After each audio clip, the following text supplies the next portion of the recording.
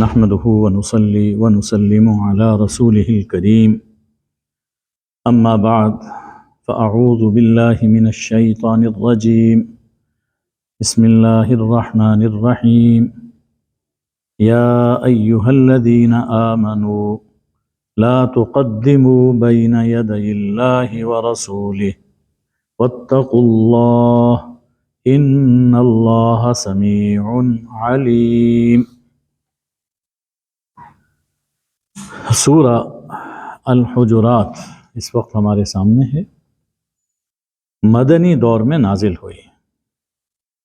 اس سورہ کے شروع میں خطاب ہے یا ایھا الذین آمنو، اے لوگو جو ایمان لائے ہو۔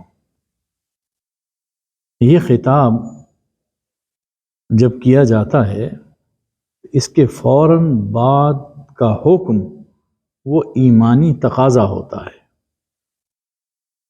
گویا یہ فرمایا جا رہا ہے کہ جن لوگوں نے یہ کہا کہ ہم ایمان لائے، ایمان کا کیا معنی ہے؟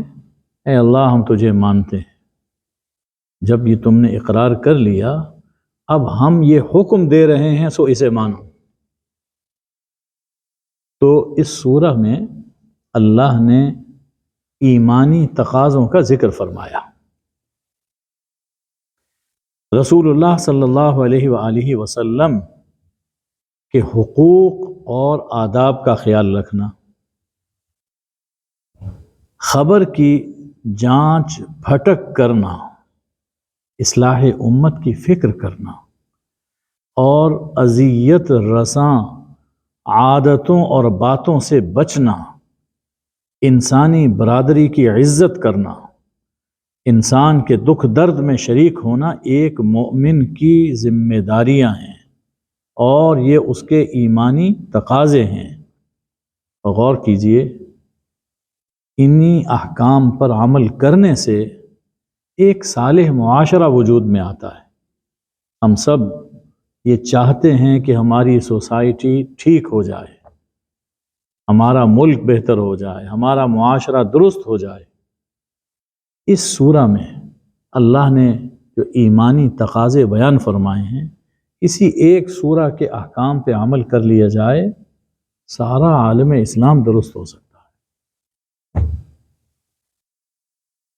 سب سے پہلا حکم یہ دیا گیا، اے لوگو جو ایمان لائے ہو، اللہ اور اس کے رسول سے پیش قدمی نہ کرو۔ اللہ اور اس کے رسول صلی اللہ علیہ وآلہ وسلم سے اپنا قدم آگے نہ بڑھاؤ۔ جہاں اللہ نے اور اللہ کے رسول صلی اللہ علیہ وسلم نے روک دیا وہاں رک جاؤ، جو فرما دیا اس پہ عمل کرو۔ سورہ حشر میں گویا اسی کی تفسیر ہے کہ وما آتاکم الرسول فخذوہ وما نہاکم عنہ فانتہوا، اور رسول صلی اللہ علیہ وآلہ وسلم جو تمہیں دے دیں لے لو، اور جس سے روک دیں اس سے رک جاؤ۔ تو اللہ اور اس کے رسول سے اپنا قدم آگے نہ بڑھاؤ، یہ اصولی ہدایت ہے۔ اور غور کیجئے کہ انفرادی معاملات میں اور اجتماعی معاملات میں قوم اور فرد کی زندگی اسی اصول پر مبنی ہونی چاہیے۔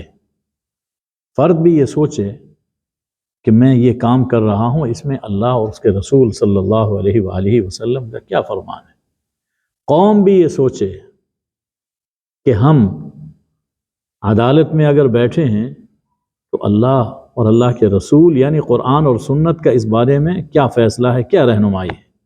پارلیمنٹ میں اگر بیٹھے ہیں تو ارکان یہ سوچیں کہ ہم جو کچھ کر رہے ہیں، جو قانون بنانا چاہتے ہیں، اس میں قرآن اور سنت کی ہدایت کیا ہے، اس کے مطابق قانون بنایا جائے۔ تو پوری قوم ہو، افراد ہوں، ان سب کے لیے یہ ایک بنیادی ہدایت ہے۔ پورا دین اسی کے گرد گھوم رہا ہے، پوری زندگی اسی کے گرد گھومتی ہے۔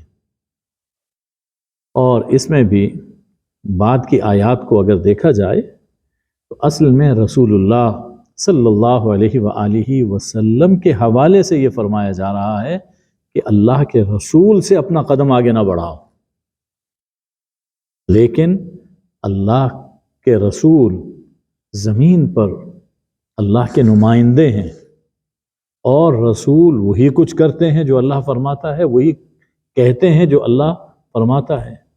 تو اس لیے اللہ نے اپنا ذکر پہلے کر دیا کہ اللہ اور اس کے رسول سے قدم آگے نہ بڑھاؤ، یعنی اگر اللہ کے رسول سے تم اپنا قدم آگے بڑھاتے ہو، ان کی سنت کے خلاف چلتے ہو، ان کے فرمان کے برعکس کرتے ہو، تو گویا صرف رسول صلی اللہ علیہ وسلم ہی سے قدم آگے نہیں بڑھایا، بلکہ تم نے اللہ کی بھی نافرمانی کی۔ واتقوا اللہ، اور اللہ سے ڈرتے رہو۔ یہ کوئی معمولی بات نہیں ہے کہ حضور اکرم صلی اللہ علیہ وسلم کے فرمان سے آگے بڑھ کر کوئی کام کرنا۔ اس میں اللہ سے ڈرتے رہو، قیامت کے دن تمہیں اس کی سزا ملے گی۔ ان اللہ سمیع علیم، یاد رکھو اللہ سننے والا، سب کچھ سننے والا اور سب کچھ جاننے والا ہے۔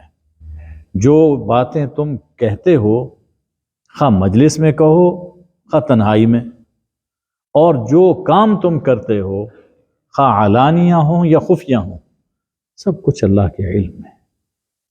اس لیے رسول صلی اللہ علیہ وآلہ وسلم کے بارے میں کوئی سا رویہ اپناتے ہوئے اللہ کے سمع و بصر، اللہ کے سمع و علم کو اپنے سامنے رکھنا چاہیے کہ اللہ جانتا ہے اور اس کی پکڑ فرمائے گا۔ دوسرا حکم اس میں دیا کہ مقام رسول کو پہچانو۔ مقام رسول صلی اللہ علیہ وآلہ وسلم کو پہچانو۔ اے لوگو جو ایمان لائے ہو، لا ترفعوا اصواتکم فوق صوت النبی، اپنی آوازیں نبی صلی اللہ علیہ وآلہ وسلم کی آواز سے بلند نہ کرو۔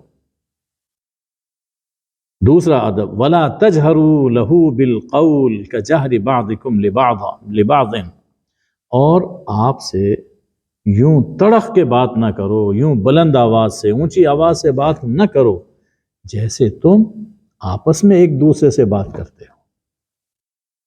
تو پہلی بات فرمائی حضور اکرم صلی اللہ علیہ وآلہ وسلم کا یہ ادب ہے کہ آپ کی آواز سے تمہاری آوازیں بلند نہ ہونے پائیں۔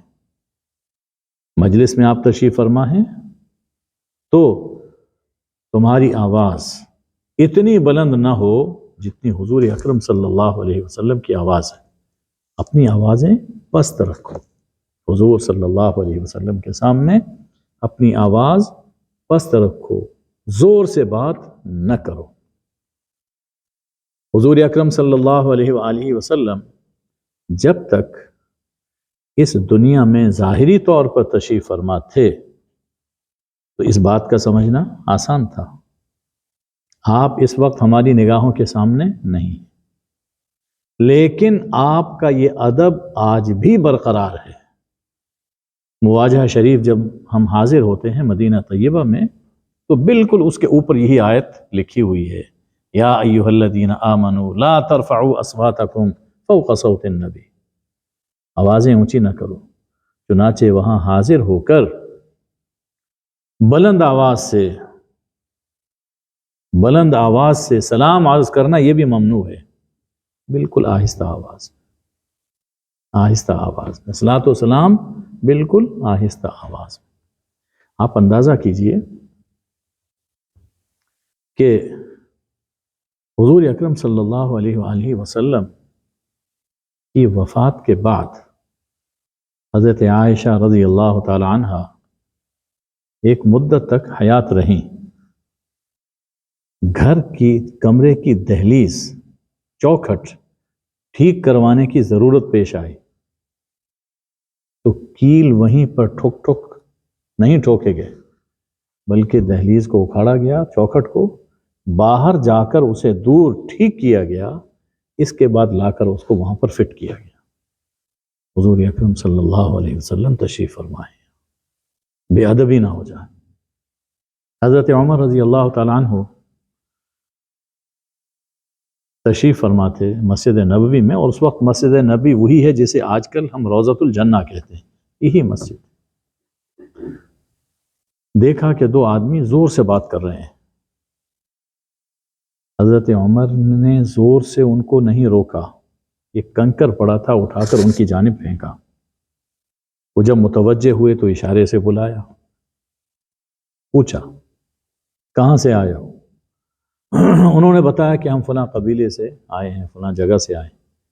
فرمایا کہ تمہیں معلوم نہیں ہے کہ یہ مسجد نبوی ہے، یہاں پر آواز بلند کرنا درست نہیں ہے۔ اگر تم یہاں کے رہنے والے ہوتے اور پھر بلند آواز میں بات کرتے تو تمہیں میں سزا دیتا، در لگواتا۔ یہاں رہتے ہو، تمہیں یہاں کا ادب معلوم نہیں ہے؟ تو حضور اکرم صلی اللہ علیہ وآلہ وسلم کا یہ ادب جیسے آپ کی حیات ظاہری میں تھا، اس وقت کی حیات برزخی میں آپ جہاں موجود ہیں، آپ کا یہ ادب ویسے ہی برقرار ہے۔ مدینہ طیبہ جب جانا ہو، اللہ تعالیٰ اس کی توفیق اور سعادت نصیب فرمائے، تو مدینہ طیبہ نہایت ہی ادب کا مقام ہے، نہایت ہی ادب کا مقام۔ اب جانا آنا آسان ہو گیا، تو لوگ جاتے ہیں اور لاپرواہی سے وہاں سے گزرتے ہیں۔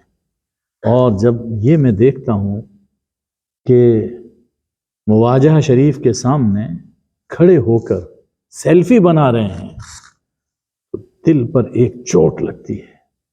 نالائقو، تمہیں پتہ نہیں ہے کہ حضور صلی اللہ علیہ وسلم کے چہرے کی جانب پشت کر کے کھڑے ہو صرف سیلفی بنانے کے لیے؟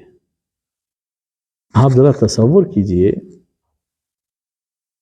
کہ آپ ملنے کے لیے کسی سے جاتے ہیں اور اس کی جانب پشت کر کے کھڑے ہو جائیں، وہ جوتے مار کے نکال دے گا۔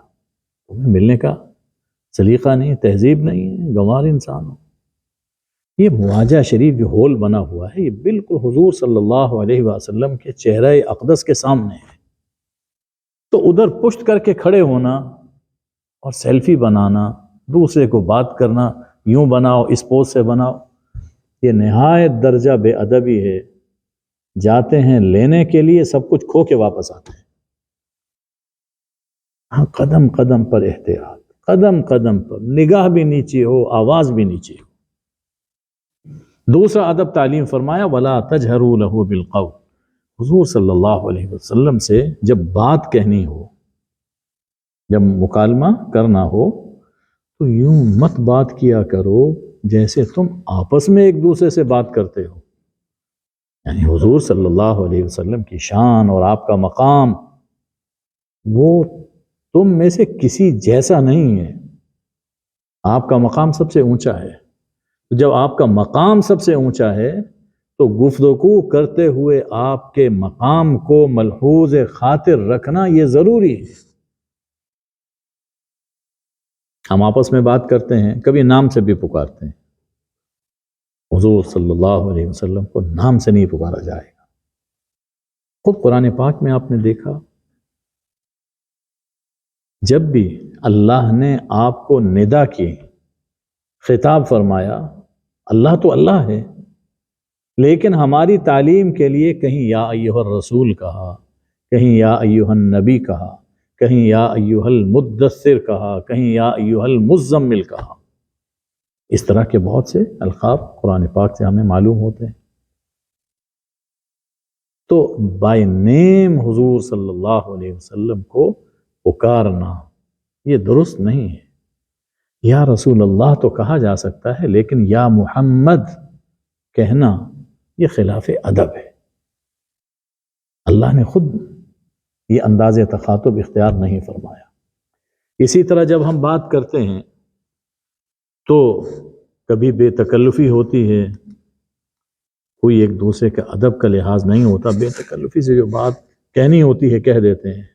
فرمایا کہ نہیں، یہ بارگاہ رسالت ہے، ہمارے حبیب کی بارگاہ ہے، یہاں انداز تخاطب عام انسان کی طرح نہیں، بلکہ آپ کے مرتبے، آپ کی شان کو سامنے رکھتے ہوئے نہایت ادب سے بات کی جائے۔ ابھی بھی جب ہم جائیں تو صلاۃ و سلام کہتے ہیں، اس کے بعد آپ کی بارگاہ میں ہم دعا کی درخواست کرتے ہیں، اس میں بھی لہجہ اپنا نرم ہونا چاہیے، پست ہونا چاہیے، اس میں عاجزی ہونی چاہیے، اس میں نیاز مندی ہونی چاہیے۔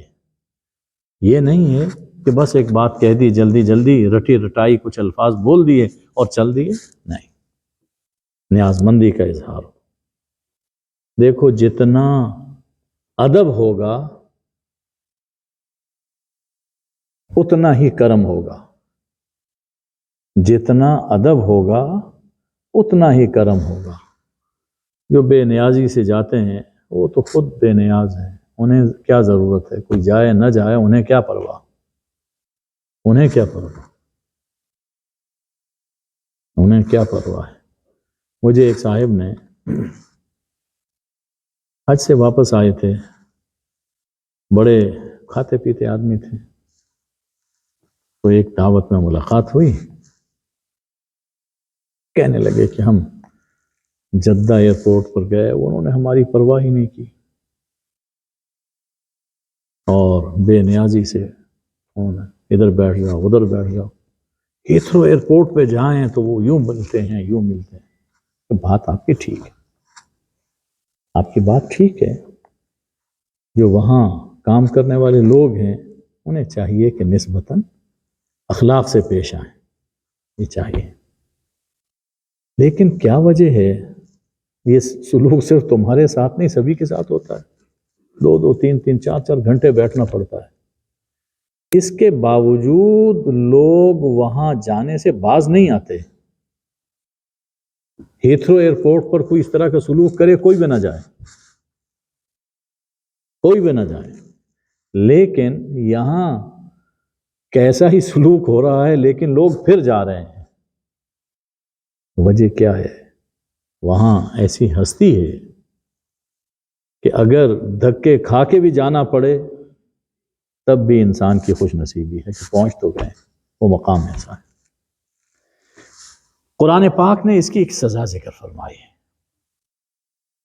کہ آواز سے تمہاری آوازیں اونچی نہ ہوں اور بے ادبی سے بات نہ کرو جیسے آپس میں ایک دوسرے سے کرتے ہو، کہیں تمہارے اعمال غارت ہو جائیں، تمہارے سارے اعمال خرق ہو جائیں، وین ضائع ہو جائیں، وَأَنْتُمْ لَا تَشْعُرُونَ، اور تمہیں خبر بھی نہ ہو، تمہیں خبر نہ ہو، تم سمجھ رہے ہو ہم عمرہ کر کے آئے، ہم حج کر کے آئے، ہم نے اتنی نمازیں پڑھی، اتنے روزے رکھے، یہ صدقہ و خیرات کیا، لیکن بے ادبی کی وجہ سے رسول اللہ صلی اللہ علیہ وسلم کی بے ادبی کی وجہ سے نامہ عمل میں جو کچھ نیکیاں کی سب کی سب اللہ نے ڈیلیٹ کر دی، سب صاف۔ قیامت کے دن جاؤ گے کچھ بھی نہیں ملے گا، یہ سزا اتنی بڑی۔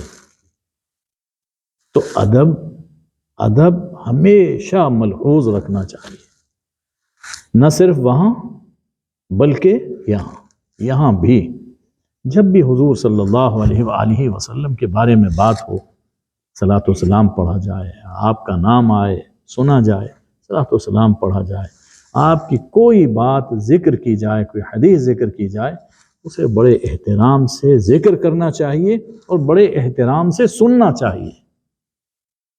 قرآن مجید کبھی ہی، قرآن مجید کیا ہے؟ اللہ کا کلام ہے، اور حضور اکرم صلی اللہ علیہ وآلہ وسلم کی زبان مبارک سے ادا ہوا۔ بھائی حضور صلی اللہ علیہ وسلم کی زبان سے اگر کوئی چیز ادا ہوتی ہے قرآن کے علاوہ بھی تو باعث برکت ہے۔ آپ اگر کلی فرما دیں کسی پانی میں تو پورا لشکر وہ پانی پی لے، کافی ہو جائے، آپ تو سراپا بابرکت ہے نا۔ تو اللہ کا کلام اور حضور صلی اللہ علیہ وآلہ وسلم کی زبان مبارک سے ادا ہوا تو دوہری برکت ہے، دوہری برکت ہے۔ اس لیے اس کلام کو بھی ادب سے سنا جائے، حدیث شریف کو بھی ادب سے سنا جائے اور اس پہ عمل کیا جائے۔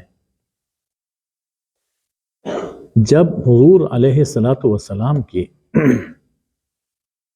ظاہری اور جسمی آواز سے اپنی آوازیں بلند کرنا درست نہیں ہے، تو جو آپ نے بات فرمائی ہو، آپ نے کوئی سنت قائم فرمائی ہے، کوئی حدیث ہے آپ کی، تو اس کے سامنے حجت بازی کرنا کیسے درست ہو سکتا ہے؟ اس کے سامنے اعتراض کرنا یہ کیسے درست ہو سکتا ہے؟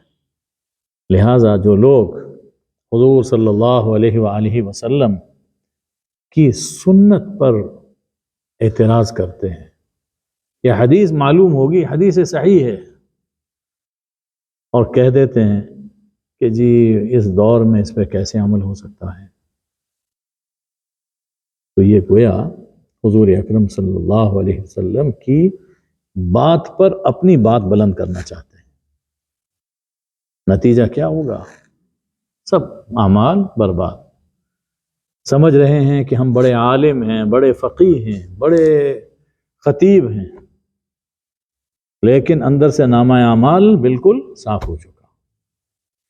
اس لیے اگر ہم اپنے اعمال کو بچانا چاہتے ہیں، اللہ کے پاس لے جانا چاہتے ہیں، اس کا طریقہ یہی ہے کہ حضور اکرم صلی اللہ علیہ وآلہ وسلم سے ہمارا تعلق مضبوط بھی ہو اور اس میں ادب کا نور بھی شامل ہو۔ فرمایا کہ ان الذین یغضون اصواتهم عند رسول اللہ، جو لوگ رسول اللہ صلی اللہ علیہ وآلہ وسلم کے یہاں اپنی آوازیں پست رکھتے ہیں، اولئک الذین امتحن اللہ قلوبہم للتقوی، یہی لوگ ہیں جن کے دلوں کو اللہ نے تقوی کے لیے جانچ لیا ہے۔ پہلی بات تو یہ خیال میں رہے کہ جو کچھ ہم کرتے ہیں سب کا مقصد یہ ہوتا ہے کہ ہمارے دلوں میں تقوی پیدا ہو جائے۔ پورے دین کا حاصل وہ بھی تقوی ہی ہے۔ سب انبیاء، دنیا میں جتنے بھی انبیاء آئے، ان سب کی دعوت یہی تھی کہ فاتقوا اللہ، اللہ سے ڈرو، اللہ کا تقوی اختیار کرو، وَأَطِيعُونِي، اور میری پیروی کرو۔ سب پیغمبروں نے یہ بات کہی۔ اب جو لوگ رسول اللہ صلی اللہ علیہ وآلہ وسلم کا ادب کرتے ہیں، اپنی آوازیں آپ کی بارگاہ میں پست رکھتے ہیں، اللہ نے جانچ لیا، اللہ نے دیکھ لیا، پرکھ لیا کہ ان کے دلوں میں تقوی ہے۔ معلوم یہ ہوا کہ قرآن کے بارے میں، حدیث کے بارے میں بے احتیاطی سے بات کرنا اور حجت بازی کرنا یہ علامت ہے کہ اس کے دل میں تقوی نہیں ہے۔ اگر دل میں تقوی ہوتا، اللہ کا ڈر دل میں ہوتا، ان کا اللہ کا ادب، اللہ کے رسول صلی اللہ علیہ وسلم کا ادب اگر دل میں ہوتا تو ان کی یہ باتیں نہ ہوتی، ان کا لہجہ یہ نہ ہوتا۔ لہجہ کبھی ایسا بھی ہوتا ہے کہ انسان بظاہر آواز بات تو ٹھیک کہہ رہا ہے، لیکن اس کے لہجے سے پتہ چلتا ہے کہ دل کے اندر خباثت ہے، اور اگر دل میں محبت ہے تو لہجہ بتا دیتا ہے کہ دل میں محبت ہے، لہجہ بتاتا ہے کہ دل میں محبت ہے، ادب ہے۔ تو ان کے دلوں کو اللہ نے جانچ لیا، جو ادب کرتے ہیں ان کے دلوں میں تقوی ہے، اور ان کی جزا کیا ہوگی؟ لہم مغفرۃ واجر عظیم، ان کے لیے مغفرت ہے اور بڑا اجر اللہ نے تیار کر رکھا۔ یہ دیکھیے ایسی عجیب بشارت ہے کہ بس آدمی سوچتا ہے تو جھوم اٹھتا ہے، جھوم اٹھتا ہے۔ رسول اللہ صلی اللہ علیہ وسلم سے تعلق ہو، ادب کا تعلق ہو، اللہ تعالیٰ معلوم نہیں کہ کتنی کوتاہیوں پر بھی پردہ پوشی کر دے گا۔ فرمائے گا کہ میرے پیارے سے پیار کرتا ہے نا، آجا تو بھی آجا، جنت میں آجا۔ اور اجر عظیم اللہ عطا فرمائے۔ تو بے ادبی سے ہمیشہ بچنا چاہیے۔ بے ادبی بڑا سنگین جرم ہے، بے ادبی بڑا ہی سنگین جرم ہے، اور رسول اللہ صلی اللہ علیہ وسلم کی بے ادبی یہ اپنی جگہ پر ہے۔ جو چیزیں حضور صلی اللہ علیہ وسلم سے تعلق رکھتی ہیں، نسبت رکھتی ہیں، ان کا ادب یہ بھی ضروری ہے۔ اس کے لیے قرآن مجید میں ایک آیہ کریمہ کی طرف متوجہ کرنا چاہتا ہوں۔ سورہ المائدہ پہلی ہی آیت میں اللہ جل شانہ نے یہ فرمایا، یا ایھا الذین آمنوا لا تحلوا شعائر اللہ، اللہ کے شعائر کی بے ادبی نہ کرو، بے حرمتی نہ کرو۔ شعائر کیا چیزیں ہیں؟ جن چیزوں کو کسی دور میں اللہ سے خاص نسبت حاصل ہو جائے، جن کو دیکھ کر اللہ کی یاد آئے، کسی چیز یا کسی شخص کو دیکھ کر اللہ کی یاد آئے، وہ اس دور میں شعائر اللہ میں داخل ہو جاتا ہے۔ بیت اللہ خاص نسبت ہے اللہ سے، رسول اللہ انسان تو سبھی ہیں، لیکن یہ کون ہیں؟ اللہ کے رسول ہیں، خاص نسبت۔ کتاب اللہ، کتابیں تو بہت سی ہیں، لیکن یہ کتاب اللہ کی کتاب ہے۔ صلاۃ، نماز، کس کی نماز؟ اللہ کی نماز، خاص یہ بڑے بڑے شعائر میں سے۔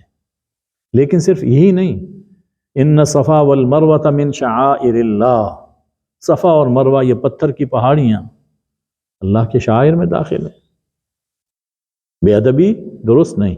اب یہاں اللہ تعالیٰ کیا فرما رہا ہے؟ اے لوگو جو ایمان لائے ہو، اللہ کے شعائر کی بے حرمتی نہ کرو، بے ادبی نہ کرو۔ ولا الشہر الحرام، اور نہ ہی حرمت والے مہینے کی بے ادبی کرو۔ حرمت والے مہینے ذوالقعدہ، ذوالحجہ، محرم اور رجب، یہ بھی حرمت والا مہینہ ہے جو چل رہا ہے۔ بے ادبی نہ کرو، یعنی جن کاموں سے اللہ نے روکا ہے سارا سال ہی ان سے روکنا چاہیے، لیکن خاص طور پر ان مہینوں میں۔ اور پھر وہ جگہیں جو حرم پاک کے اندر ہیں کہ وہاں جو زائرین گئے ہیں، جا رہے ہیں، تو چونکہ وہاں کی زیارت کے لیے جا رہے ہیں، ان کے ساتھ بدسلوکی یہ بھی اسی بے ادبی میں داخل ہے۔ اچھا، ولل ہدیہ، اور نہ ہی اس جانور کی بے حرمتی کرو جو کعبہ کی نیاز کے طور پر، قربانی کے طور پر لے جایا جا رہا ہے۔ یعنی وہاں قربانی کے طور پر جو جانور لے جایا جا رہا ہے اس کی بھی بے حرمتی نہ کرو۔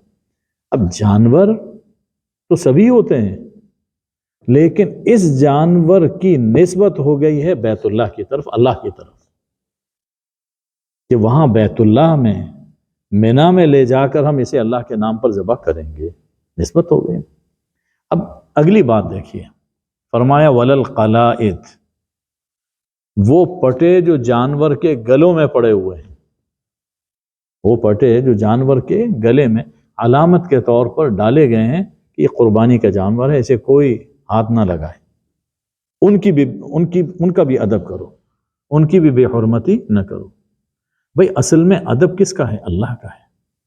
اللہ کی نسبت سے بیت اللہ کا ہے، بیت اللہ کی نسبت سے جانور کا ہے، اور اس پٹے کا ادب کہ اس جانور کے گلے میں ہے، تو اس کا ادب دراصل اللہ کا ادب ہے۔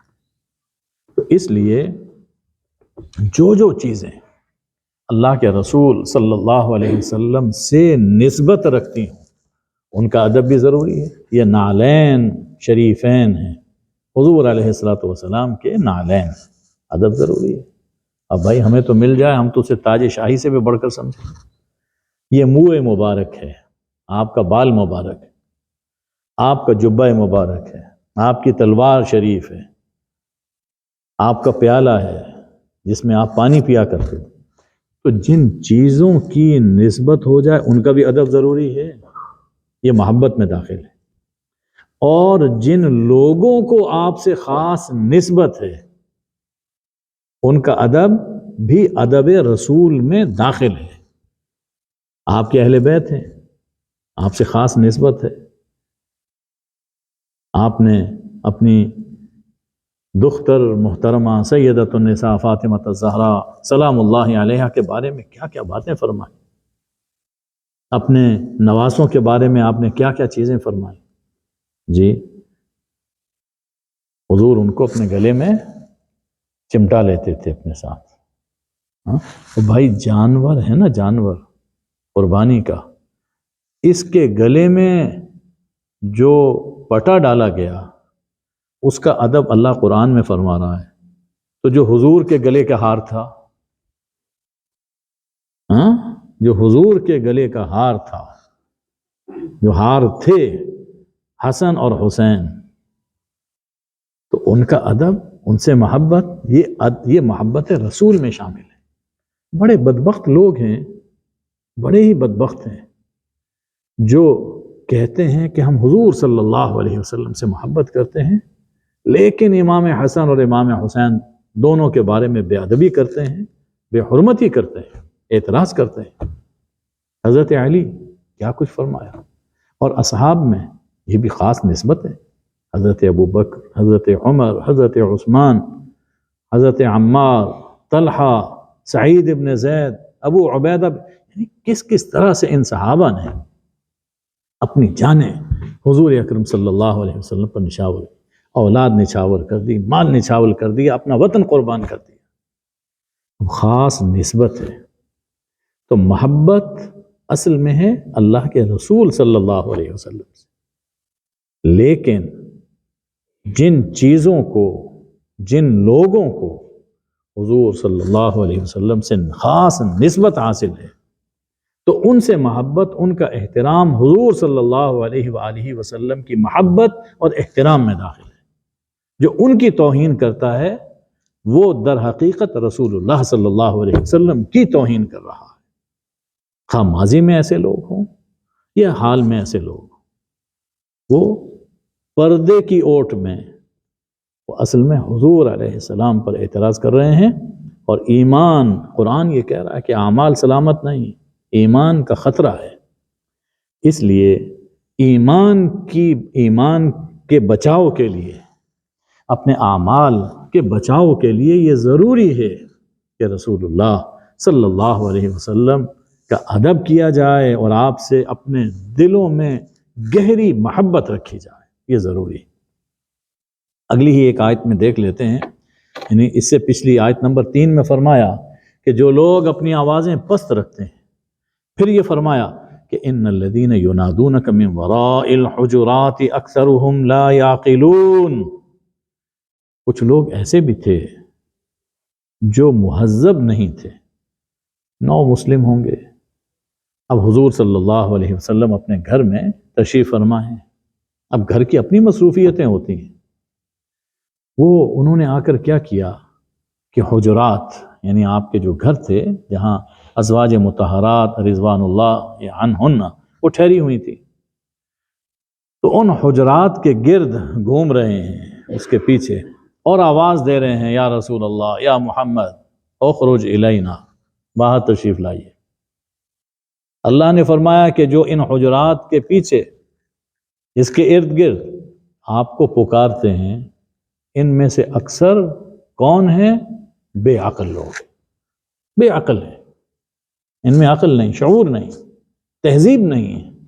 اگر ان میں تہذیب ہوتی، ادب ہوتا، تو کبھی اس طرح کی حرکت نہ کرتے جس سے حضور اکرم صلی اللہ علیہ وسلم کو ذرا سی بھی اذیت پہنچے۔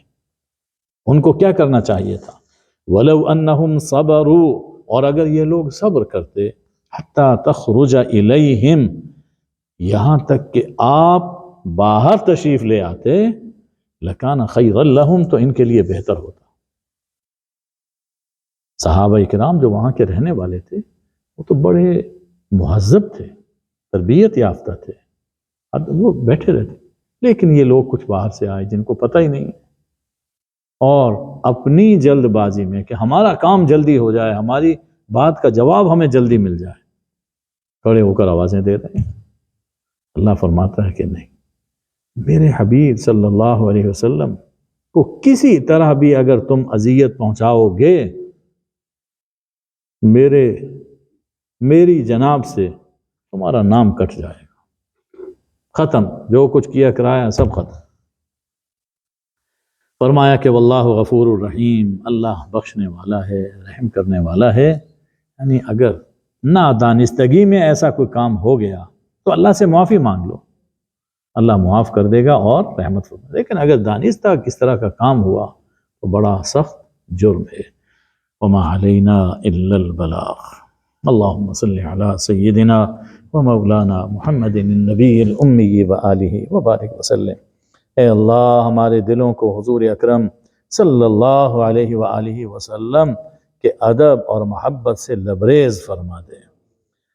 جو آپ سے نسبت رکھتے ہیں، اے اللہ ہمیں ان تمام نسبتوں کا احترام کرنے کی بھی توفیق عطا فرما۔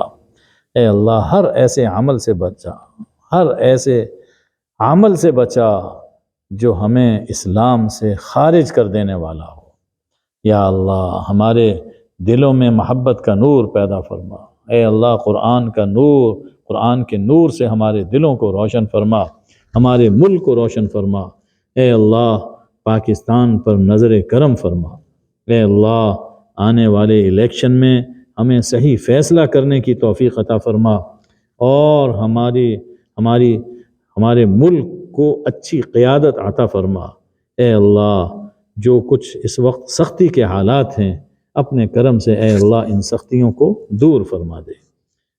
اے اللہ دنیا اور آخرت میں ہر خیر عطا فرما اور ہر شر سے بچا۔